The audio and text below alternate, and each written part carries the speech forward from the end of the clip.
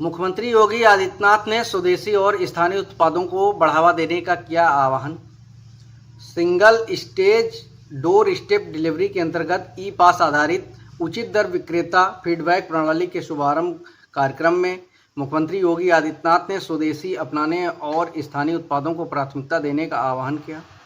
मुख्यमंत्री ने कहा कि यदि लोग पर्व और त्योहारों के अवसर पर स्थानीय उत्पादों को प्राथमिकता देंगे तो इससे स्थानीय कारीगरों और हस्तशिल्पियों को प्रोत्साहन मिलेगा।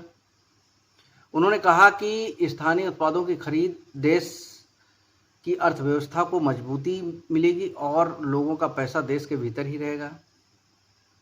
उन्होंने कहा कि जब हमारा पैसा स्थानीय कारीगरों तक पहुंचेगा तो वो विदेशों में नहीं जाएगा। मुख्यमंत्री ने यह भी कहा कि जब मुनाफा विदेशों में जाता है तो उसका एक हिस्सा भारत के खिलाफ आतंकवाद और नक्सलवाद जैसी गतिविधियों को बढ़ावा देने में भी इस्तेमाल किया जाता है।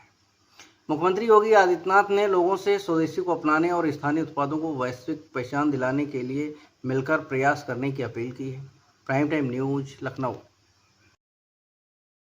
कोई पर्व और त्योहार है, उस पर्व और त्योहार में अगर हम स्थानीय उत्पाद को भी प्रायोरिटी देते हैं तो उस प्रायोरिटी का आधार उसका क्या होगा? एक, हमारा जो स्थानीय उत्पाद है, हम स्थानीय कारीगर, स्थानीय हस्तशिल्पी, उससे प्रोत्साहित होगा। और दूसरा, उसके माध्यम से हम भारत की अर्थव्यवस्था को मजबूती प्रदान करेंगे, क्योंकि हमारा पैसा हमारी कारीगर और हमारे हस्तशिल्पियों को जब प्राप्त होगा तो हमारा पैसा विदेशों में नहीं जाएगा।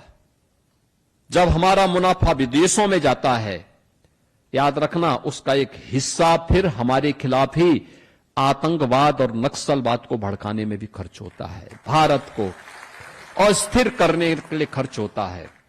हम इन सभी बातों के प्रति हमेशा जागरूक रखें, स्वदेशी को प्राथमिकता दें, लोकल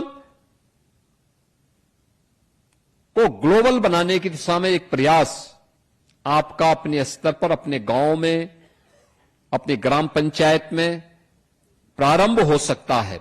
और आज के दिन पे आपको कोई इसके लिए रोक टोक नहीं है। केवल नशीली पदार्थों को छोड़ दें और कुछ ऐसी ज्वलनशील जिसमें वहां पे फायर सेफ्टी के इशू आते हैं, इनको छोड़ दें। अन्य मामलों में कोई किसी प्रकार की रोक टोक नहीं।